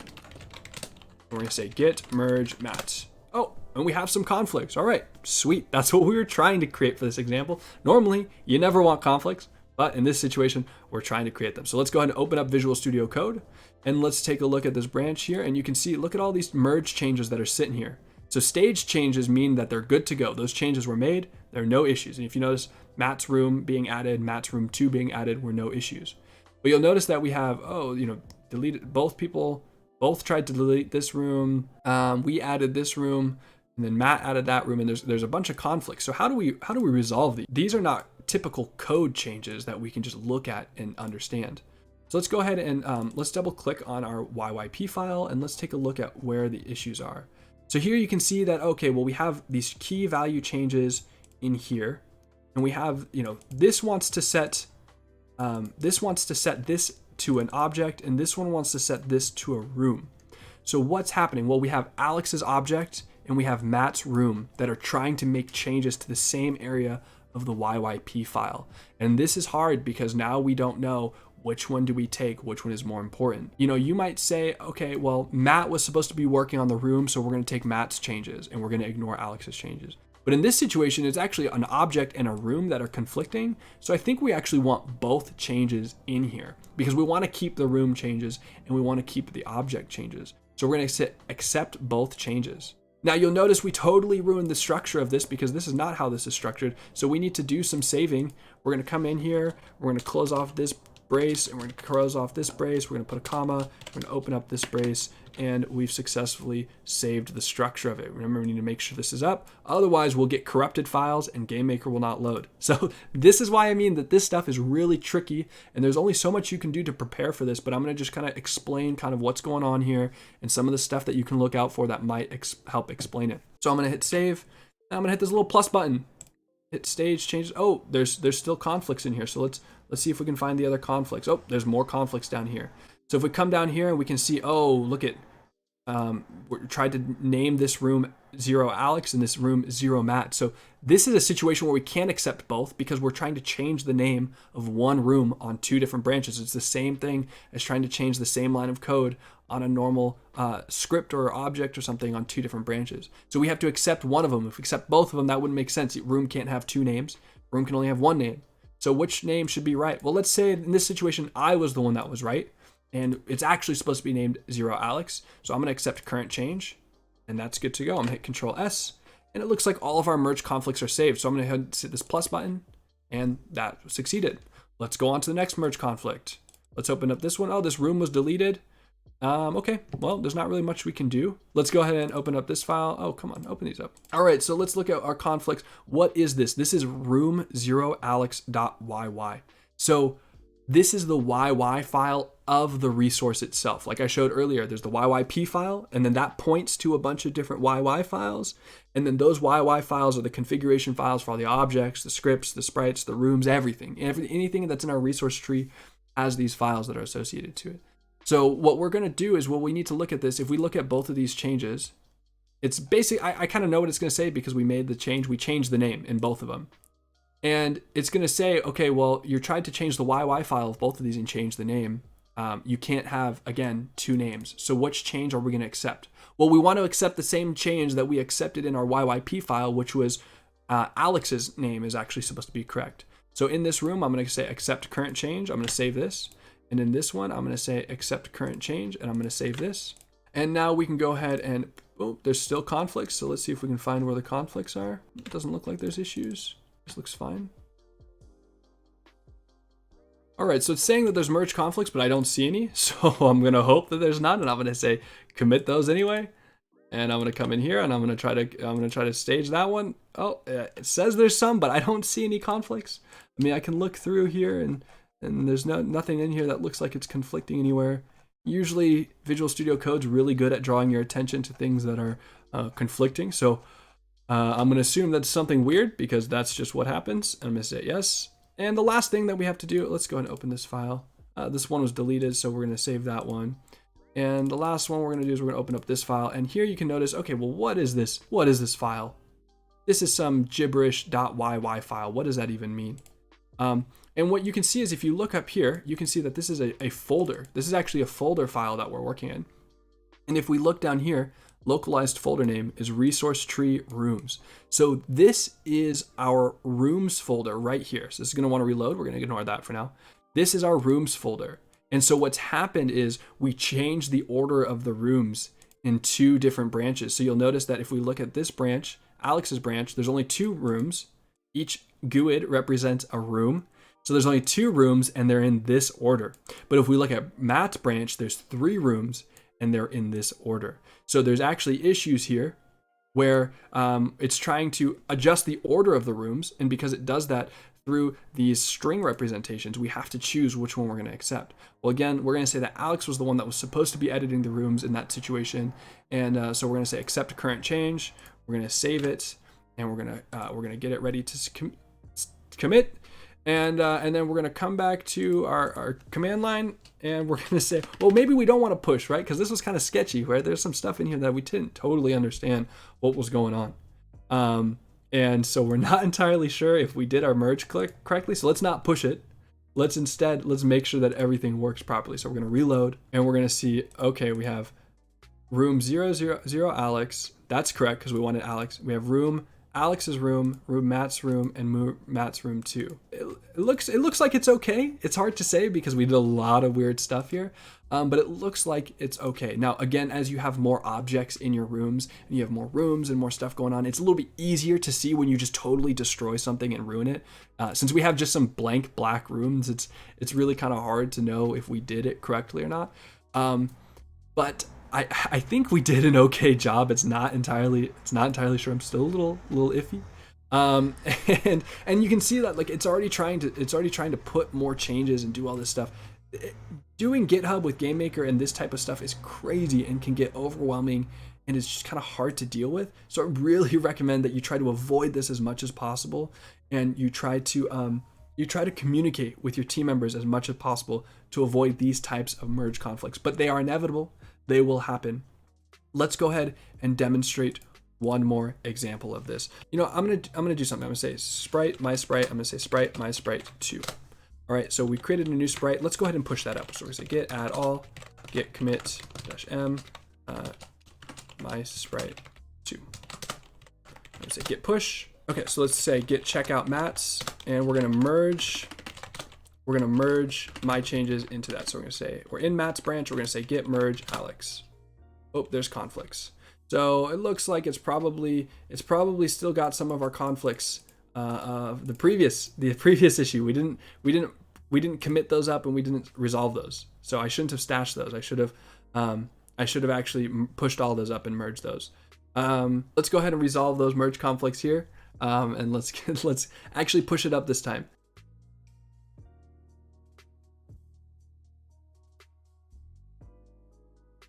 Okay, so let's go ahead and say git add all, git commit resolved merge conflict, git push. Okay, so now we're here and we have successfully merged in Alex's branch. So let's go ahead and reload this. And we fixed all the room issues. Oh no, we got an issue where it's trying to load a resource that doesn't exist. And if we come here to rooms, we can see that Alex's room doesn't exist. So, oh man, we got down a rabbit hole and I ruined it. All right, so what's happening? Well, there's a lot of stuff that's broken, and we realized that we did a bad commit. All right, so let's go ahead and walk through this because I wanted to show this anyway. So let's say you've totally butchered a commit. You've totally butchered a merge and you just don't know how to recover it, and you're just like, oh my gosh, I've ruined everything and there's files not showing up and you've just lost everything. All right, how do we recover that? All right, let's do that right now, because this is something that's happened and I've had to do it several times and it's not fun. So you luckily have everything backed up and you have a little snapshot of each project and each state. So let's say we're in Matt's branch right now and the branch is just totally messed up. All right, so we come to branches, we come to Matt's, and we see that we updated 1 minute ago and we tried to resolve the merge conflict, but we didn't resolve it properly. There's some issues with that. So what we need to do is we're going to say, okay, well, this is totally messed up. We need to revert the branch to a stable point because we pushed up all this stuff and we weren't supposed to do that. So this is the last merge conflict we did that we successfully did. And then all of these Alex's rooms, all of this stuff, this is all part of this merge conflict that was totally busted. So let's say we want to revert our branch back to this version of the merge conflict, or of the branch. This is when the branch was stable. We resolved that last merge conflict with no issues. All right, so here's what we're going to do. If you come over here and you see this little thing here, this is some code value.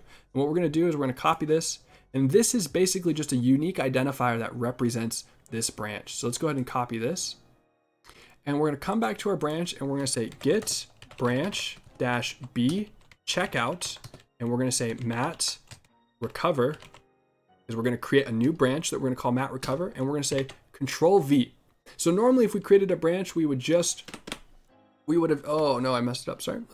Normally if we were to create a new branch, we would just type this, but we don't want to create a new branch from the current state of Matt's branch that we're in. We want to create a recovered version of Matt's branch from that specific commit here, which we copied this hash code for. So we're going to say git branch -b checkout Matt recover, and we're going to paste it in, and we're going to say enter.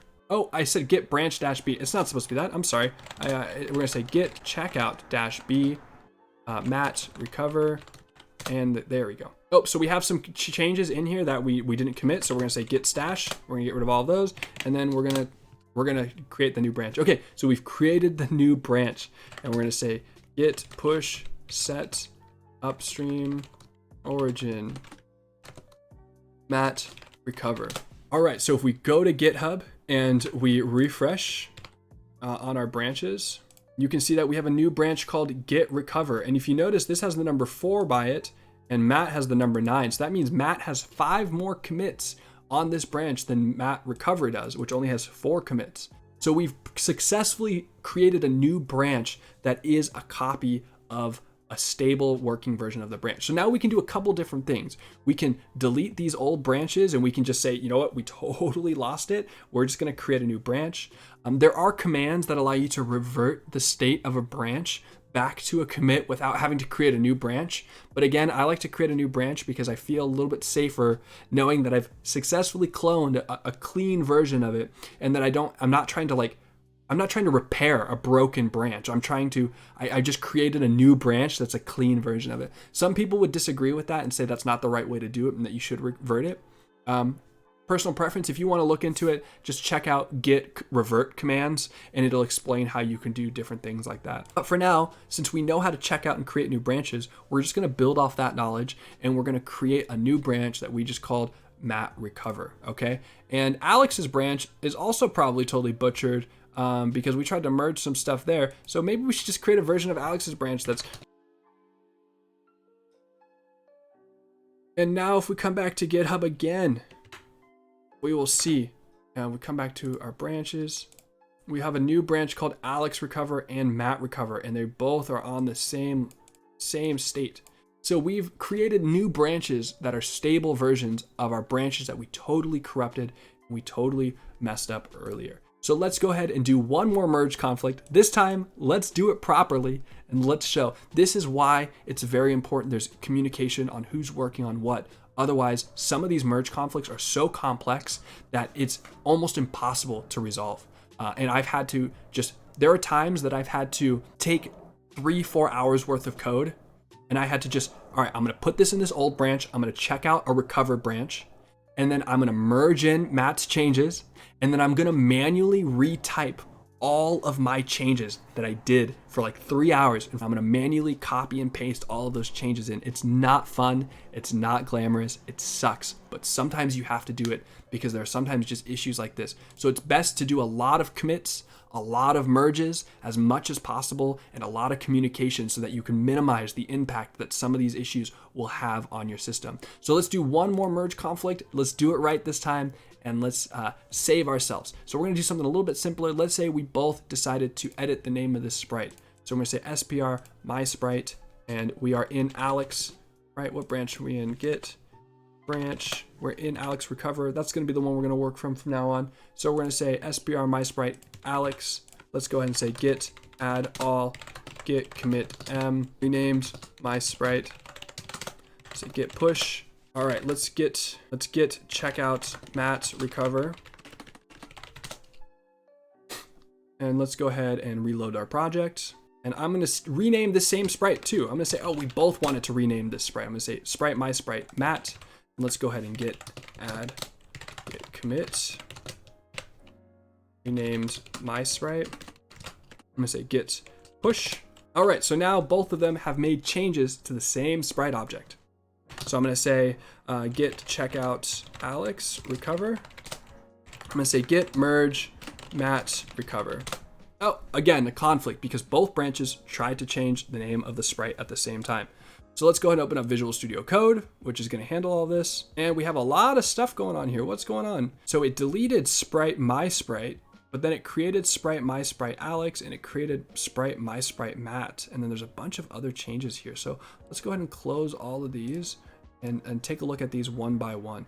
So I'm gonna save this YYP file for last. Let's go ahead and open up, I don't know, what's this one right here? That's the sprite. Hey, notice, look, there's nothing here. It's an empty sprite. But if we had done some artwork, we would see some sprite. And again, if we open this up, so that's the actual sprite art itself. So it's like, it's saying, hey, you tried to change the name and it's trying to create it as a new sprite resource, but then there's the artwork, everything. There's so much stuff going on here. So, and if we look at this, this one's deleted. So what we can figure out just by looking at this is that sprites, SPR my sprite layers, and it has some identifier. So my sprite has some sort of layer, and it looks like these all start with 420A1 something, right? And so each my sprite has an associated layer. So you can see SPR my sprite Alex has this one, which is SPR my sprite Alex, and this one my sprite Matt has this one. So these two go together, and these two go together. And you'll notice that, oh, this one here, what is this one? Oh, this is the sprite data. So these three go together. These three go together, and these three go together. And these three went together, but since we renamed it, GameMaker deleted it and created it as a new resource behind the scenes. So, okay, so we're starting to learn a little bit how GameMaker handles the resources and manages all that stuff. So there's a lot of stuff going on here. So, well, we do want to delete it because we did rename it. So we're going to go ahead and add all of these up. So it's going to say yes. Let's go ahead and add all of these up. Yes. And we're going to add this one up. Yes. Okay, so we did delete it. We definitely wanted to do that, but now we need to decide which one of these is correct. Well, let's say that Alex's are correct again this time. Let's go ahead and take this change. Oh, but before we do that, we might need to know what the names of these are to associate them to the YYP file. So let's go ahead and open up this YYP file. And let's take a look at where our merge conflict is in this file. Oh, okay, here it is. Sure enough, in the GM sprites resource tree, it's trying to give this resource path two different names, my sprite Matt and my sprite Alex. So we're gonna accept current change because that's the my sprite Alex. I'm gonna hit save. Okay, so now we've done that, and we can go ahead and save this. So if we go ahead and save this and we add this up, well, we've successfully added that one in with no issues. Now we need to decide which three of these are we going to keep. Well, if we open up this, we definitely want to keep that. If we open up this, oh, we notice there's some issues here. So let's accept current change because we want Alex's. So let's go ahead and push that up. Oh, there's still some issues. Oh, it still thinks there's issues. It always thinks there's issues. We're gonna open this up, and we notice that all of these are just associated to each of these. So I'm gonna go ahead and take all three of these, and I'm gonna commit all three of them. And now there's all three of these, which are also conflicting, but we're gonna say that these are all part of that other one, and we're also gonna accept this current change. So let's go ahead and push all of these. All right, we're gonna say, well, yep, we got all of these ready to go. Let's go ahead and try to commit this merge. Git commit dash, so let's say git add all, git commit merged Matt into Alex. Say git push. So again, we didn't have to push. I probably shouldn't have pushed there because pushing again sends it to the server. I could have committed it all, I could have merged it, and then I should have checked that it worked first before I pushed it all, but I got eager and I wanted to push it. So now if something breaks, I'm gonna have to recheck out branches and do all that stuff and try to save it all again. So here you can see sprite my sprite Alex is the one that's here. So let's go ahead and we pushed all that. Let's go ahead and check out Matt's branch. And let's go ahead and merge Alex recover. And we were able to merge with no conflicts. And that's because we resolved all the conflicts when we merged Matt's into Alex's, and then we got that into a stable point. So then when we try to merge Alex's into Matt's, we had already resolved all the merge conflicts. So it was able to just merge nice and seamlessly without any issues. So I think that's everything I want to cover for the merge conflict. Again, there's only so much I can show about this, and a lot of it is going to be just experience, but I can hopefully try to share that, like, just look for little clues into like what it is that it's saying. There is a lot of important information here, and if you just kind of look at the information, you can kind of start to figure out what are the merge conflicts. It's like, oh, well, we both changed the order of the rooms, so it doesn't like that, so it needs to say which order of the rooms is the most important one. If you both edit contents in a room, it will show you that.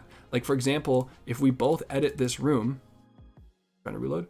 If we both edit this room, like if there's objects and stuff and we both edit this room, then it will there will be a merge conflict with that, and both objects, it'll try and say like, okay, you both tried to edit the contents of this room, only one of you can accept those contents.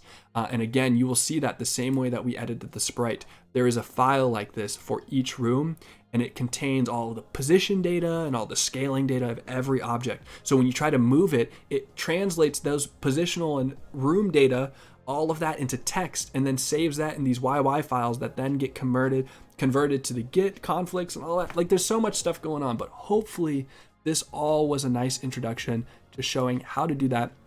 And then as you just get more experience with it, you'll start to figure it out. But I think that's pretty much it. The only thing I will show is how to use this UI interface to do all of your commits and pushing and do all of that stuff, if you wanted to do that. Okay, so the last thing we're going to do real quick is we're going to show how to use this Visual Studio Code interface to do all of our commits, pushes, and all that stuff, in case you want to use this instead of command line, because some people like it a little bit better. So let's say we're in GameMaker and we want to make some changes. So let's say scripts, let's create a new script. We're going to say scripts, GUI interface scripts. And we're going to say whatever. Okay, cool. So we've made all of our changes. If we come to Visual Studio Code the same way we do normally, you can see which branch we're in, and we can actually change our branches and do everything right here. But first, let's take a look at some of our changes. Oh, you see that we have all these here, and you see that we have this here, and we have this here. Now, you could go through here and you could try to parse everything, but if you were using the command line, you would normally just say git add all, right? And sometimes that's just what you want to do. So instead of trying to understand everything that goes on behind the scenes whenever you change a file, you can just come right up here to this changes. And instead of hitting this little plus button next to each of them individually, you can just hit this plus button next to everything, and it's going to stage all of them. So this is the same thing as saying git add all. We just added everything, and they're now staged and ready for commit. So next command we would normally type would say git commit -m, and then we would type a message. So let's just go ahead and type a message here. Created new GUI interface script. And now, instead of hitting enter, we're just gonna hit this check mark right here. And so now what we've done is, by hitting this check mark right here, we took all of our staged commits and we committed them. So now we've committed. So we just did git add all, and we just did git commit -m in our message. And now we would normally push up. So we can hit this little button right here and we can say push. And now we have just pushed to our branch called mat recover. All right, nice. So we just did all of that with the interface, and we didn't have to type really much at all. If we wanted to change a branch, we could come down here and we could click on the branch that we want to change to. So let's say I want to change to Aaron's branch. Let's give it a second. Oh, now it's switched over. And so now if I went back to GameMaker, this is the same thing as saying git checkout Aaron. Instead, we just did it with the interface. And if we wanted to, we could merge. We could do anything that we wanted to that we would with the command line with the GUI interface here. So that's pretty much it. I just wanted to show how to do this. Again, I like to do a lot of it with the command line and then just resolve the merge conflicts with Visual Studio Code. But some people like the GUI interface for everything. And if you enjoy it, that's totally up to you. I just think it's really valuable to know how to type the commands and understand how that works, because this means now that on any computer that you're on, you know how to do, you can do Git operations without having to install an external tool. Whereas if you only know the GUI interface and you're in a situation where you can't install a tool and you're stuck with just this command line, you're gonna have to look up everything and relearn everything from scratch, rather than just learning it from the beginning and knowing how to do it forever. So, all right, guys, I think that is it for this tutorial. Wow, this was long, and this was a ton of information. If you are confused, I don't blame you. This is very complex, and there's so much information that just gets word vomited at you. It took me a long time. It took me about a year of just constant use and repetition to really fully understand a lot of this stuff. And even still, I don't totally understand everything. So if you feel overwhelmed or lost, don't worry, it's totally natural. You'll get used to it as you start to work on it more, and it will start to make more sense the more you use it. And as always, if you have questions, please leave them in the comments below. Shoot me a message on Discord, send me a message on Twitter, come say hi on Twitch. If you're wondering what this weird pixel art stuff is on the bottom, this is where normally little penguins run around on our Twitch stream, and we just hang out and work on Totem and do dev together. So thank you guys so much. I hope you found this useful. If you did, hit the like button, hit subscribe, share it with a friend, and I will see you in the future with more videos, hopefully soon, but if not, on Twitch, where we're streaming 4 to 5 days a week, all day. I appreciate you. Have a great rest of your day.